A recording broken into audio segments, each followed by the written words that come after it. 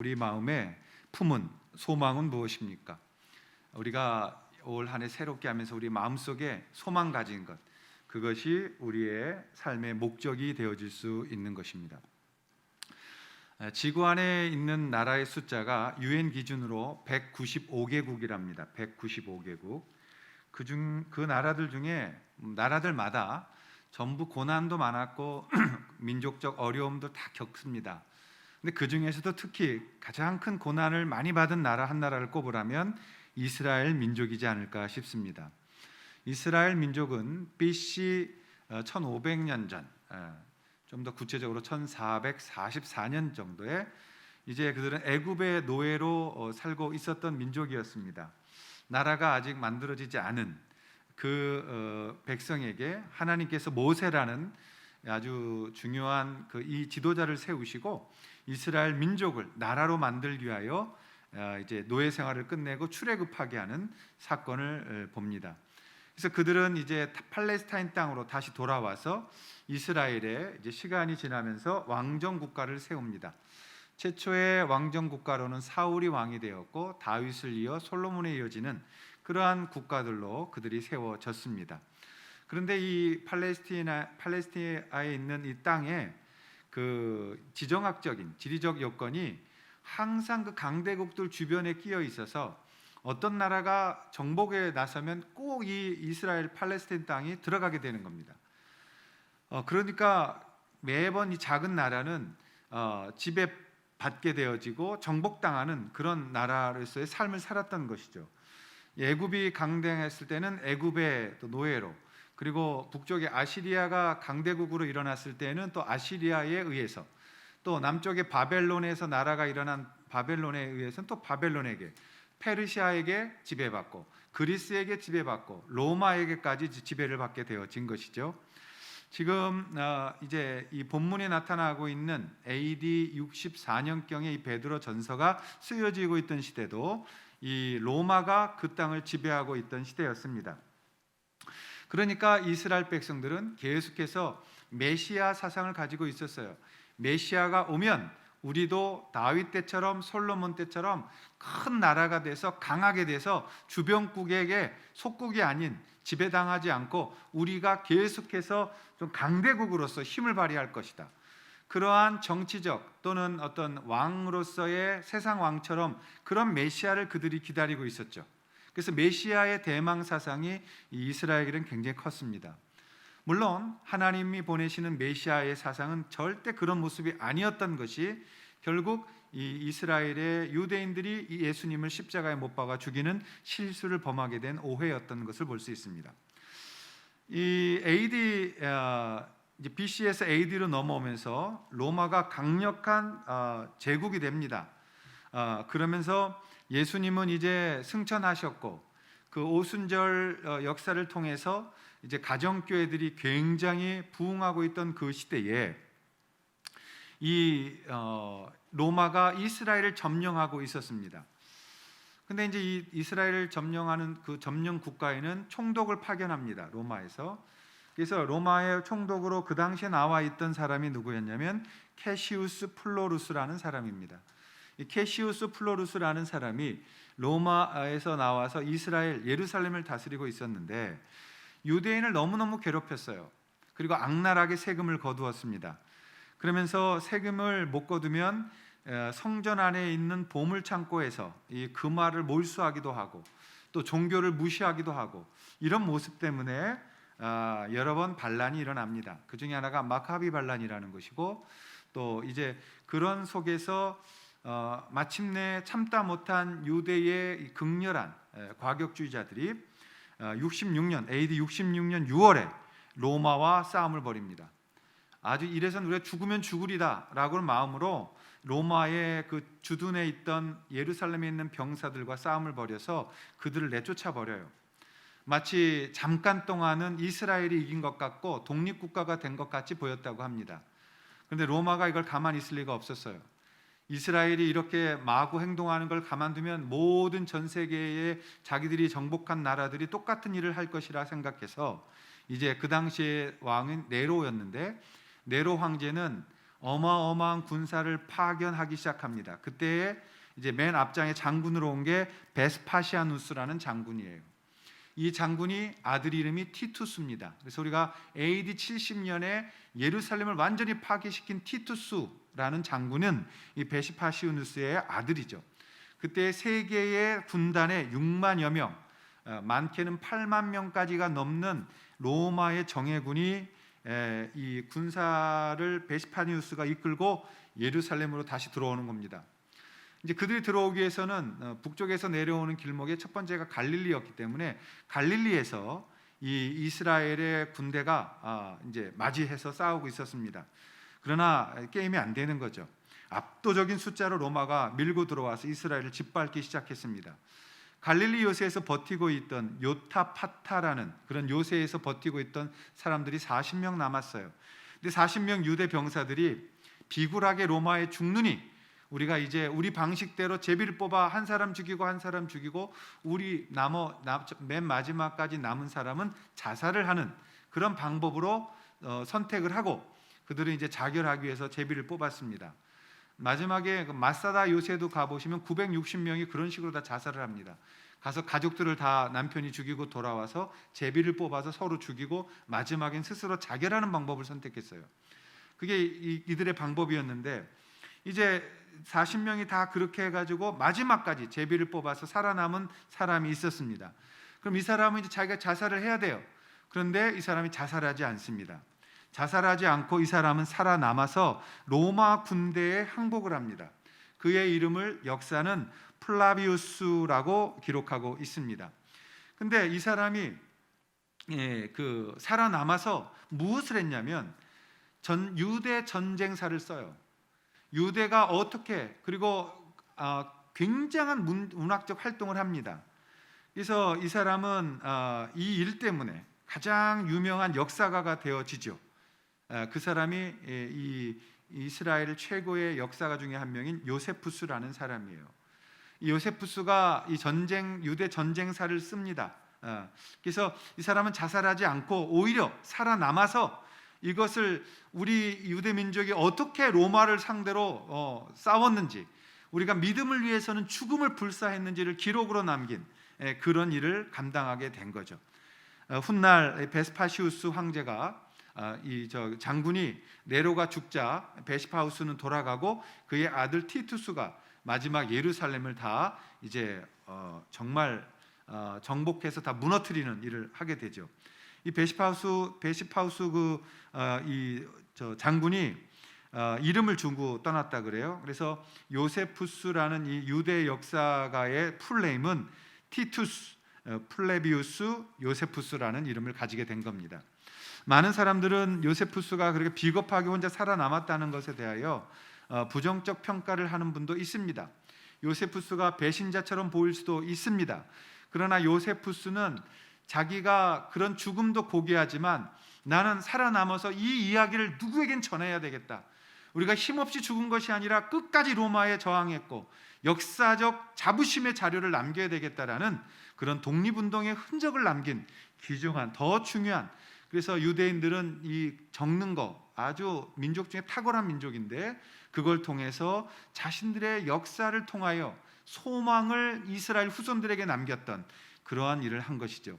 저는 오히려 요세푸스가 참 위대한 일을 했다. 그리고 좋은 소명을 가지고 자신의 인생을 살았다라고 생각하고 싶습니다. 여러분들은 올 한 해 어떤 소망으로 살아가시려고 합니까? 오늘 본문을 통해서 우리가 도전받고 살아야 하는 산 소망이 무엇인지를 우리가 바로 배우고 올 한 해 정말 산 소망을 붙들고 살아갈 수 있기를 바랍니다. 우리가 배워야 되는 산 소망은 무엇일까요?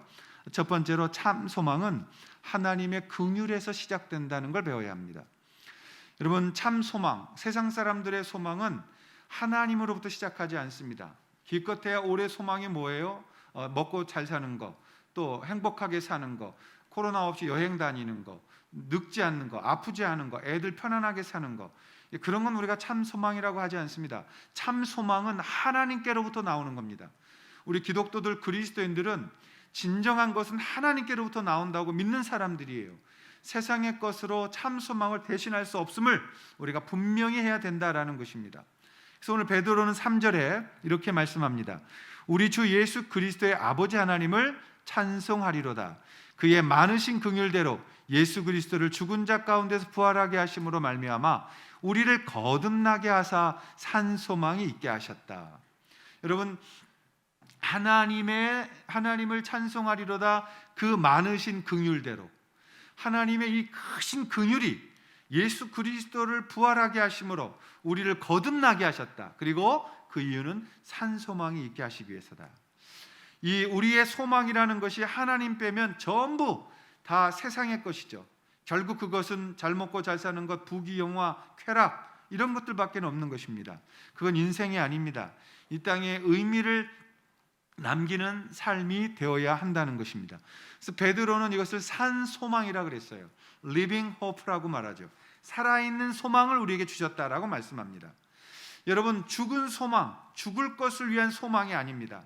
어차피 썩어질 것을 위해 소망이 아니라 사람을 살려내는, 생명을 살리는 그러한 산 소망이 우리 가운데 있는 것. 그래서 희망의 소망, 살아있는 소망을 주셨다라고 성경은 말씀하고 있는 거예요. 여러분, 우리는 죽을 것, 썩을 것, 없어질 걸 갖는 그런 소망이 아니라 살아있는 소망, 살리는 소망, 생명 있는 소망, 그 소망을 받았다라는 것입니다. 지금 예수님 믿는 성도들은 고난 속에 빠져 있습니다. 베드로가 그들에게 이 편지를 쓰고 있는 거예요. 그리스도인들이 네로 황제의 핍박 속에서 최고 절정에 달하는 고통을 견뎌내고 있는 그런 시대입니다.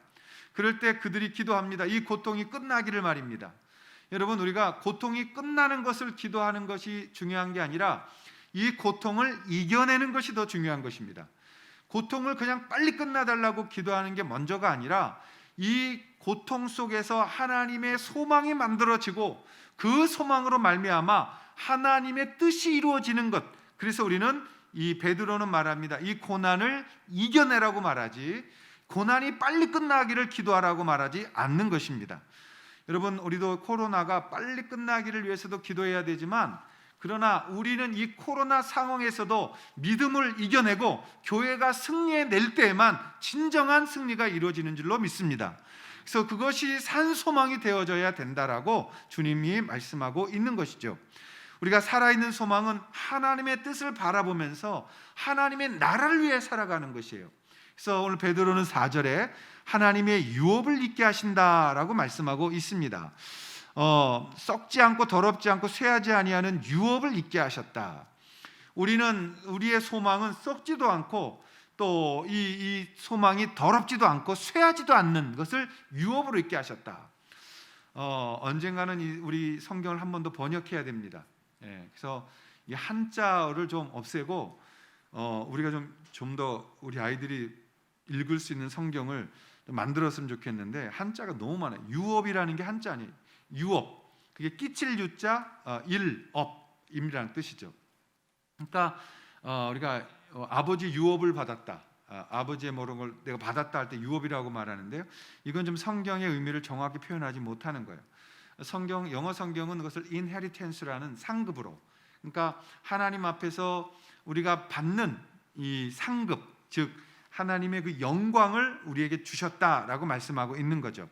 우리는 죄인들에게 하나님의 긍휼을 통해서 새로운 소망을 갖는, 살아있는 소망을 주는 거예요. 다시 말하면 영혼을 건져내고 그들에게 살아있는 희망을 줄 수 있는 그런 세상에 하나님의 이 산 소망에 영향을 끼치는 것이 바로 우리들이 받은 소망이다라고 말씀하고 있는 것입니다. 주께서 우리를 만드실 때 땅을 정복하며 또 팔복에서 말씀하시면서 하나님께서 온유한 자들의 땅을 기업으로 주시겠다라는 이 말씀이 무엇입니까? 어마어마한 영향력을 그들에게 끼쳐서 그들이 변화되고 생명을 얻고 예수 믿게 되어지는 그런 것들에 대해서 우리에 주셨다라는 거죠. 우리가 소망이라는 것이 이 땅의 것에 머물지 말고 하나님은 어떤 상황을 주시던 우리가 살아있는 소망 붙들고 생명을 가진 소망을 붙들고 이 땅을 다스리는 그러한 그 유업을 이어지는 자들이 되어져야 된다는 거죠. 여러분, 우리가 죽은 것에 소망 갖지 마시기를 바랍니다.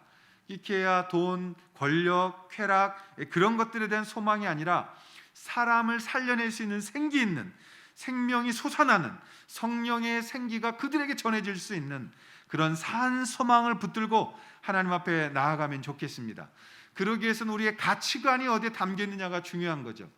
우리나라는 유대인들처럼 성전에 목숨을 걸었어요. 그래서 건물 중심의 교회들로 많이 성장해 왔습니다. 예배당 쳐야 사람 온다 라고 해서 건물 중심으로 우리가 왔던 거죠.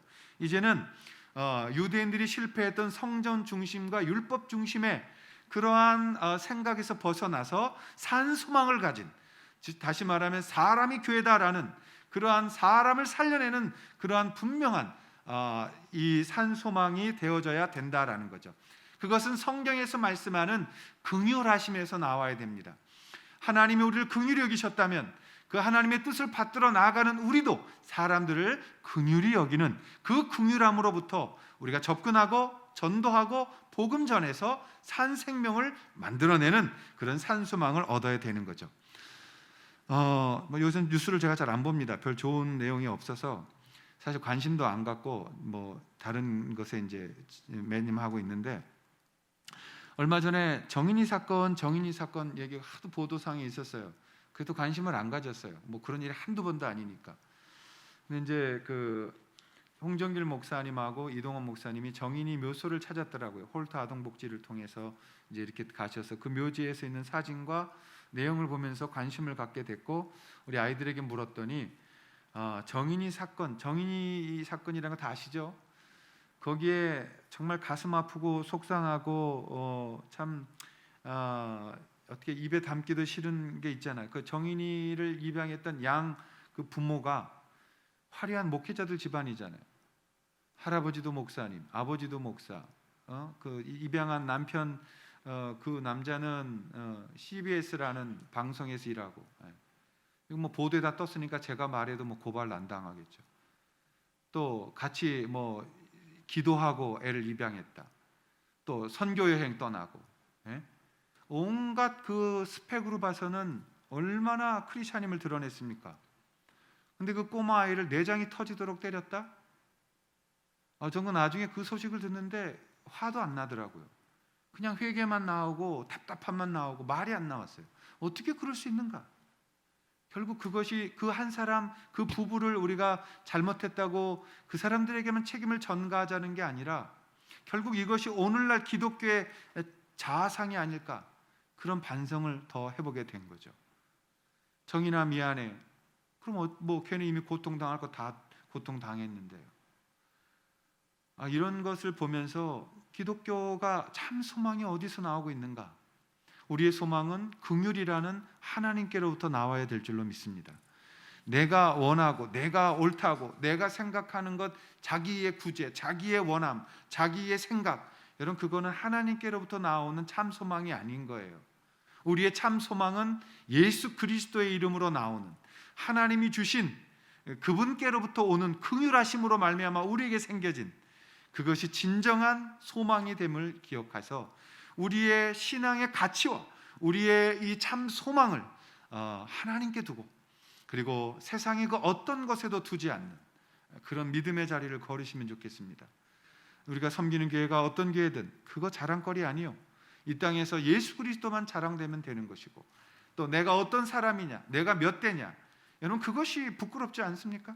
그것이 오히려 입에 담을 수 없을 만큼 우리로 하여금 우리의 삶을 돌아보게 하는 것이라면, 이제 우리가 긍휼함을 붙들고 하나님이 우리를 불쌍히 여겨주신 그걸 붙들고 우리도 또 다른 사람을 불쌍히 여겨 참 소망으로 하나님 앞에서 정말 온전하게 세워지는 그러한 긍휼에서부터 시작되어지는 소망이 우리 가운데 오래 이루어질 수 있기를 축원합니다.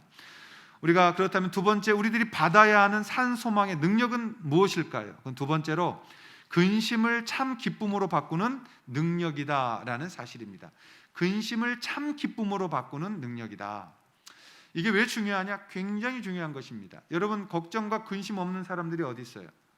어떤 사람은 예수 믿고 나니까 근심이 하나도 없다고 그러는데 그건 거짓말이에요. 아니면 미친 거거나. 여러분, 근심은 누구에게나 옵니다. 목사들에게도 옵니다. 저도 걱정 계속 오죠. 근심 옵니다. 그건 사실이에요. 그러나 여러분, 그 근심을 근심으로 해서 낙심으로 가지 않습니다. 우리는 하나님 앞에서 그 걱정과 근심을 받으나 그것을 바꾸어주는 능력을 가지고 있는 거예요. 그게 뭐냐? 산소망이죠. 산소망을 가진 사람들은 근심을 진정한 기쁨으로 바꾸어내는 능력을 가졌다라는 것입니다. 그래서 베드로는 6절에 이렇게 말씀해요. 그러므로 너희가 이제 여러 가지 시험으로 말미암아 잠깐 근심하게 되지 않을 수 없으나 오히려 크게 기뻐하는도다. 어떻게 이럴 수가 있을까요? 어려움과 핍박은 계속되는데 그 근심이 기쁨으로 변할 수 있단 말입니까? 결과가 바뀌지 않았는데 어떻게 우리의 근심이 큰 기쁨으로 바뀔 수 있을까요? 여러분, 그것은 우리에게 산소망이라는 것이 있기 때문이에요. 이 산소망은 복음을 이해하는 것입니다. 진정한 산소망이란 하나님의 계획과 그분의 능력과 그분이 우리를 얼마나 사랑하시는지 이해하게 될 때에 바뀌지 않았어요. 결과는 바뀌지 않았어요. 내가 걱정 근심했던 그 결과는 그대로예요. 그런데 무엇이 바뀌었냐면 내가 바뀌었어요. 그 문제를 내가 풀려고 하는 나의 모습을 내려놓고 그것을 하나님 앞에 올려드리는 소망이 있기 때문에 그것을 하나님 앞에 맡겼을 때 그 근심은 기쁨이 되는 거예요. 왜요? 하나님은 하실 수 있기 때문에, 하나님이 이 문제를 풀 수 있기 때문에 내 것이 아니라 하나님이 하실 문제로 드렸을 때 그 근심이 기쁨으로 변하여 나는 이제 정말 참 기쁨을 누리게 되어진다라는 것입니다. 여러분, 이것은 굉장히 중요한 것이죠. 우리가 하나님 앞에 참 기쁨을 받는 능력이 우리 안에 생겨난다라는 것입니다. 오늘 우리가 누구인지를 알고 내가 섬기는 분이 누구신지를 안다면 여러분, 우리의 이 걱정과 근심이 주님께 드려짐으로 이 걱정과 근심이 우리의 사명으로 변하는 것입니다. 우리가 사명을 거창하게 생각할 게 없어요. 여러분들이 지금 걱정하고 근심하는 것을 뒤집어서 그것을 감사로 만들면 그 일을 하는 거예요. 그래서 그게 사명이 되는 거예요. 여러분이 걱정하는 것 가만히 보십시오. 여러분이 근심하는 것 가만히 보십시오. 그럼 그걸 거꾸로 뒤집으면 그게 여러분의 사명이 되는 거예요. 그거 가지고 하나님이 사명으로 만드실 때 그 사명을 이루어 감으로 그 문제가 해결되어져 가는 거죠. 여러분에게 걱정 있으십니까? 여러분이 지고 짊어지려고 하지 마십시오. 그게 돈 문제든 사람과의 문제든 자녀의 문제든 여러분이 거기서 여러분이 하려고 하지 마십시오. 그럼 걱정과 근심이 더 커지고 낙심과 우리 안에서는 절망이 오는 거예요. 그러나 그걸 붙들고 그걸 하나님 앞에 올려드리는 겁니다. 주님, 최선을 다했습니다. 이젠 걱정하지 않겠습니다. 주님, 내 아버지십니다. 그리고 그 아버지시는 내가 주님 안에 있을 때 이 모든 것들을 해결하십니다. 그러므로 이것을 주님 앞에 올려드리고 나는 최선을 다해서 주님을 섬기며 주님을 기뻐합니다.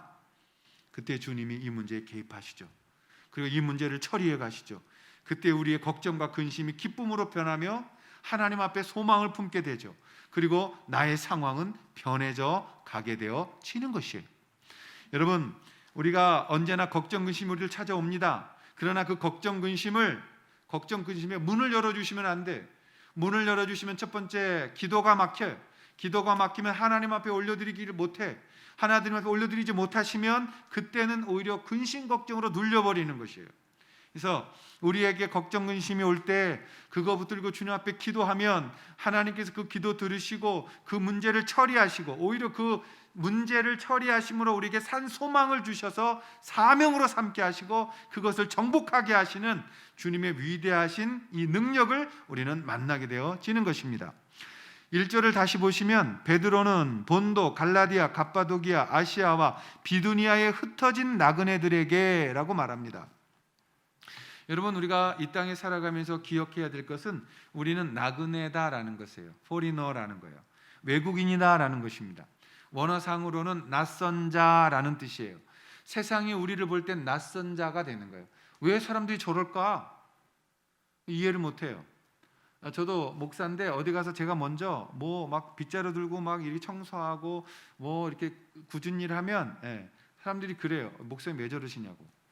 무시하는 사람은 무시해요. 넌 교회가 자그마니까 그렇게라도 해야지, 이런 투예요.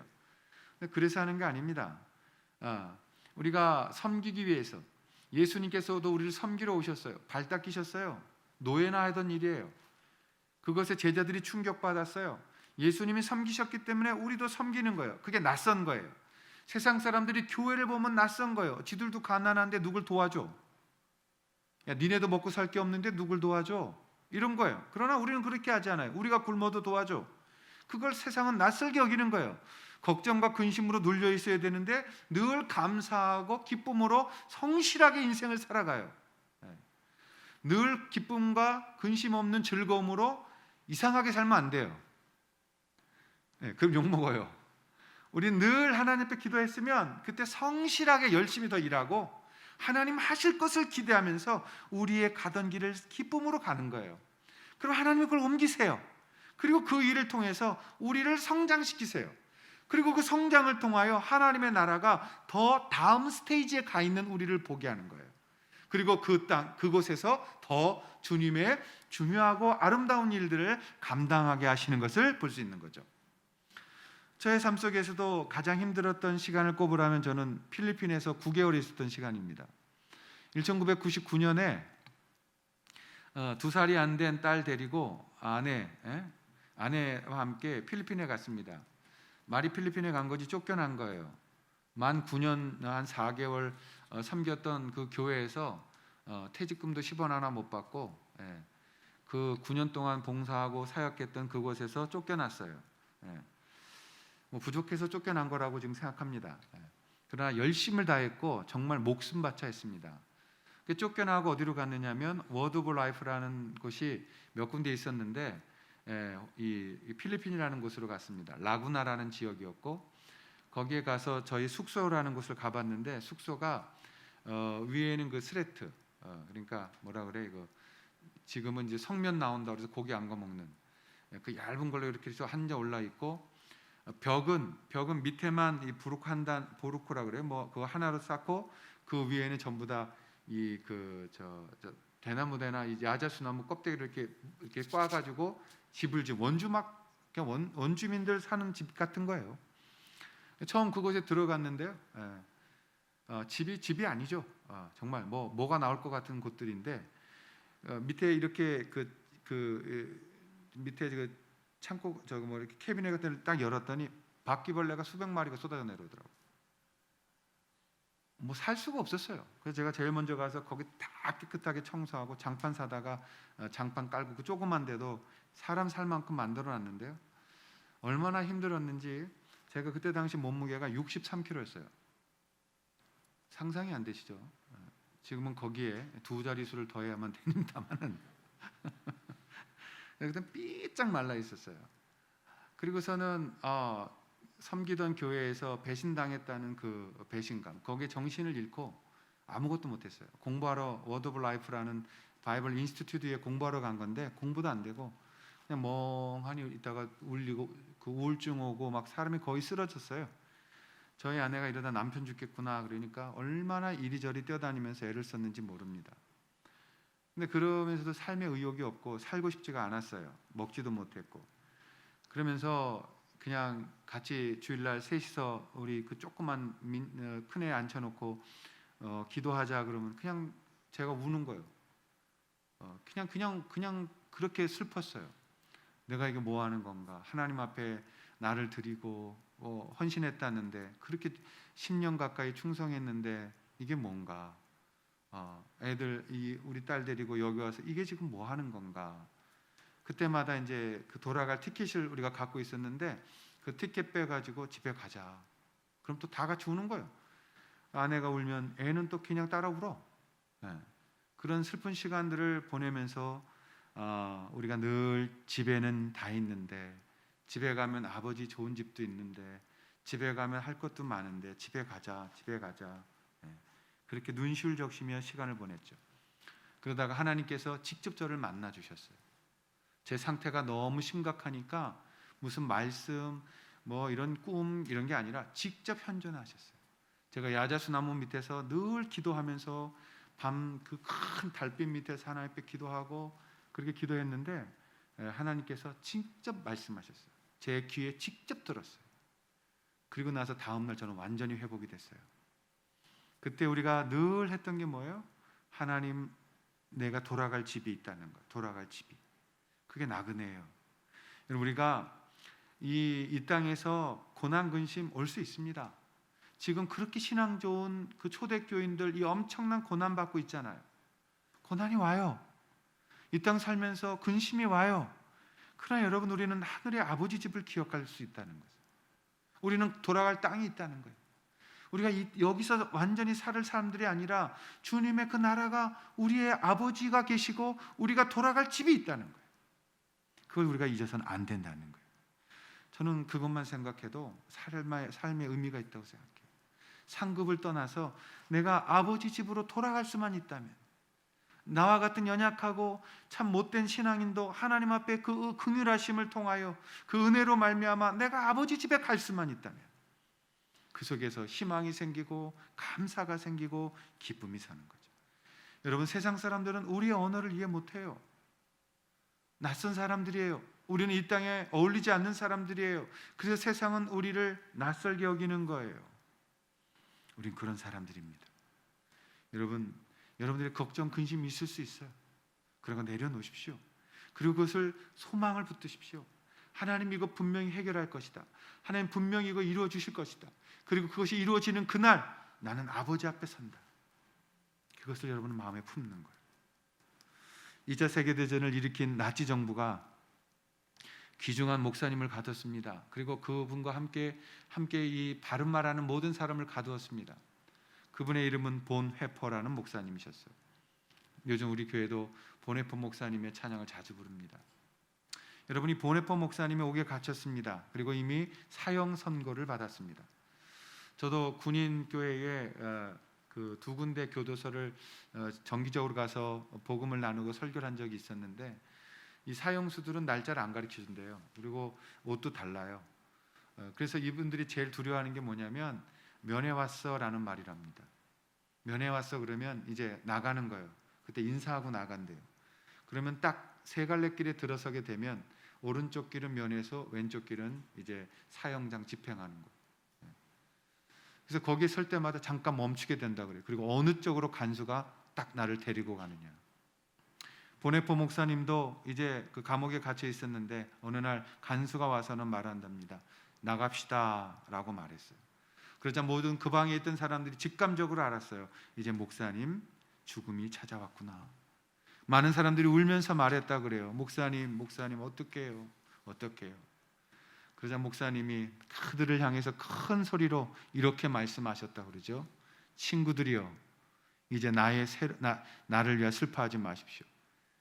나는 이제 새로운 여행이 시작된 것입니다. 이것은 결코 나의 마지막이 아닙니다. 저는 새로운 여행을 위해서 이제 출발하는 것입니다. 저는 어떻게 죽어야 할지를 아는 자들이라면 어떻게 이 땅에 있는 동안 살아야 하는지도 알 수 있다고 믿습니다. 우리가 죽어서 만날 분이 누구라는 것을 안다면 우리가 이 땅에서 어떠한 사명을 붙들고 살아가야 되는지도 알 수 있다고 믿습니다.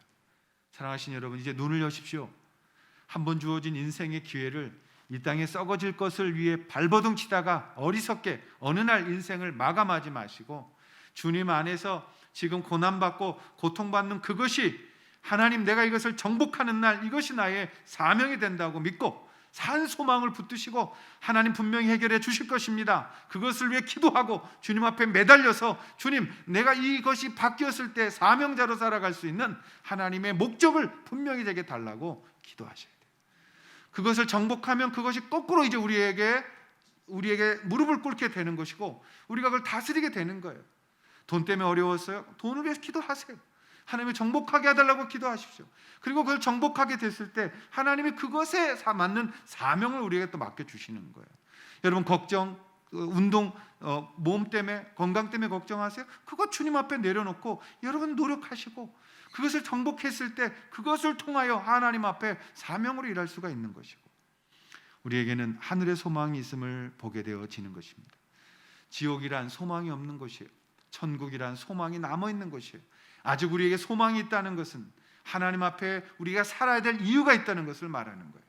여러분, 오늘부터 우리에게 오는 슬픔, 걱정, 근심 모든 것들 뒤집어서 산 소망으로 그것을 기쁨으로 만들어내시는 거예요. 그래서 하나님은 이미 우리 가운데 당신의 뜻을 말씀하셨어요. 새벽 기도 때 말씀드렸지만 하나님의 뜻은 이미 데살로니가서에 말씀하셨어요. 항상 기뻐하라. 항상 기뻐하라. 왜? 우리는 하늘의 백성이기 때문에, 우리는 하나님의 자녀들이기 때문에. 그리고 항상 기뻐하고 쉬지 말고 기도해라. 우리가 하나님하고 대화할 수 있기 때문에, 날마다 하나님 앞에 말씀드릴 수 있고 이 모든 것들을 올려드릴 수 있기 때문에 쉬지 않고 기도할 수 있다는 거예요. 그리고 모든 일에 감사로 받아라. 그랬을 때 우리의 모든 것들이 바뀌게 되어지고 우리가 그것을 정복하게 되어지는 줄로 믿습니다. 사랑하신 여러분, 우리가 이 나그네 인생의 길을 복음 전파의 길로 만들어 버려야 합니다. 고난의 길이라고 생각될 때 이 고난이 우리를 성숙하게 하는 참 소망의 길이라고 선포해야 됩니다. 그때 우리가 바뀌게 되어지는 것이에요. 그리고 우리가 주님의 일을 감당하게 되어질 수 있다고 믿습니다. 설교 서두에 40명의 유대 병사들이 자살로서 자신들의 명예를 더럽히지 않는 그 가운데 마지막 죽지 않고 살아남았던 요세푸스 이야기를 했습니다. 그러나 거꾸로 이제 반대로 죽지 않아도 되는데 이 산소망을 붙들고 죽음을 자청했던 순교자들 이야기를 하고 마무리를 짓겠습니다. 사도 베드로의 제자로 알려져 있어요. 어떤 기록에는 베드로와 요한의 제자다라고도 알려져 있는 안디옥에 있었던 이그나티우스라는 분이 계셨습니다. 이그나티우스는 대단히 많은 영향을 끼치고 있었던 믿음에 존경받는 분이었어요. 그때 로마 황제는 트라이아누스라는 사람이었습니다. 그 트라이아누스는 자기가 로마 황제들은 다 신의 반열에 올랐기 때문에 동전에도 자기 얼굴 찍고 자기들은 신이라고 했죠. 그래서 이 황제 트라이아누스는 세상 사람들에게 존경받는 누군가가 나를 신으로 인정해 주면 자기도 신의 반열에 오르지 않겠느냐라고 생각하고 그 당시에 제일 존경받고 있던 안디옥의 이그나티우스를 불러냅니다. 그리고 이그나티우스에게 말했다고 그래요. 이그나티우스, 당신이 나를 황제라고 좀 칭해 주십시오. 당신이 나를 황제라고 부른다면 다른 모든 사람도 나를 그렇게 부를 것이고, 당신이 나를 신이라고 인정해 준다면 다른 사람들도 다 그렇게 신이라고 말하지 않겠는가? 그러자 이그나티우스는 단호하게 대답했다고 그래요. 황제요, 저는 절대 당신을 신으로 인정할 수 없으며 하나님은 오직 한 분이시므로 나는 두 주인을 섬길 수 없습니다. 그 분명한 대답에 이그나티우스는 이 황제 트라이아누스에게 미움을 받고 이제 쇠사슬에 묶여서 로마로 포송을 받아서 끌려가게 됩니다. 그리고 AD 108년 그는 갖은 고문을 겪고 나서 콜로세움에 수많은 사람들이 보는 그 앞에서 사자에게 갈기갈기 찢겨서 죽임을 당하고 순교를 하게 되어집니다. 근데 역사가들이 그의 죽기 전에 외쳤던 말들을 기록하고 있어요. 그 이그나티우스는 그 콜로세움 그 원형 경기장 앞에 수많은 사람들이 지켜보는 가운데 죽임을 당했어요. 전해지는 말에 의하면 많은 사람들은 어떤 사람이 사자에게 잡혀먹는 걸 보고 로마 사람들은 흥분하고 그 피를 보며 기뻐했다고 그랬는데 이그나티우스의 죽음에 대해서는 그들이 기뻐하지 않았다고 그래요. 그 이그나티우스가 죽기 전에 이렇게 소리쳐 기도했다고 그럽니다. 불과 십자가, 맹수들의 싸움 등이 나를 삼킨다 해도 제가 예수 그리스도께 갈 수만 있다면 괜찮습니다. 세상과 세상의 왕국이 주는 쾌락은 더 이상 제게 유익을 주지 못합니다. 온 세상을 끝까지 다스리는 것보다 예수님을 위해서 죽기를 나는 원합니다. 저는 우리를 대신하여 돌아가신 예수님을 갈구합니다. 우리를 위하여 부활하신 예수님을 갈구합니다. 저는 이제야 비로소 예수님의 제자가 되기 시작했습니다. 보이는 것이든 보이지 않는 것이든 예수 그리스도에게로 가는 나의 길을 방해하지 못합니다. 불이여 오소서, 성령이여 오소서, 사탄의 잔인한 고문이여 오라. 주여 나를 예수 그리스도께로 이르게 해 주소서. 그리고 그는 그 산소망을 붙들고 주님께 순교를 했다는 거죠. 산소망은 걱정 근심을 참 기쁨의 기회로 바꾸어 줄 것입니다. 여러분이 올 한 해 산소망 붙드시길 바라고, 그 산소망이 여러분의 걱정과 근심을 기쁨으로 바꾸어 하나님 앞에 온전하게 승리하는 믿음의 승리가 저와 여러분 가운데 함께하여 주시기를 주님의 이름으로 축복합니다. 기도하겠습니다. 우리 다 함께 자리에 일어나셔서 마지막 우리 찬양 드리시겠습니다. 우리 주 하나님 독생자 예수 함께 찬양 드리시겠습니다.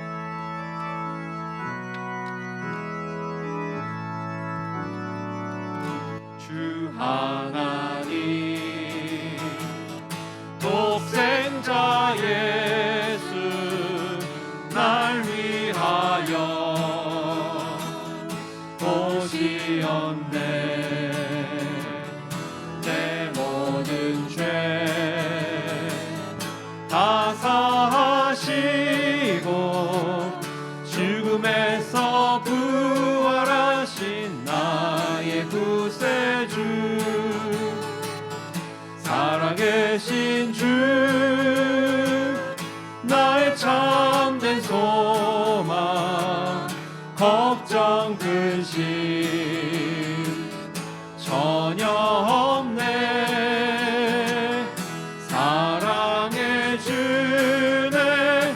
갈 길 인도하니 내 모든 삶의 기쁨 늘 충만하네. 주 안에서 거듭난 생명 도우시는 주의 사랑, 참 기쁨과 확신 가지고 예수님의 도우심을 믿으며 살리. 살아계신 주 하나님, 살아계신 주, 나의 참된 소망, 걱정 근심 전혀 없네. 사랑해 주네. 갈 길 인도하니 내 모든 삶의 기쁨 늘 충만. 모두 함께 두 손 높게 들고 살아계신 주, 살아계신 주, 나의 참된 소망, 걱정 근심 전혀 없네. 전혀 없네. 사랑해 주네. 갈 길 인도하니 내 모든 삶의 기쁨 늘 충만하네.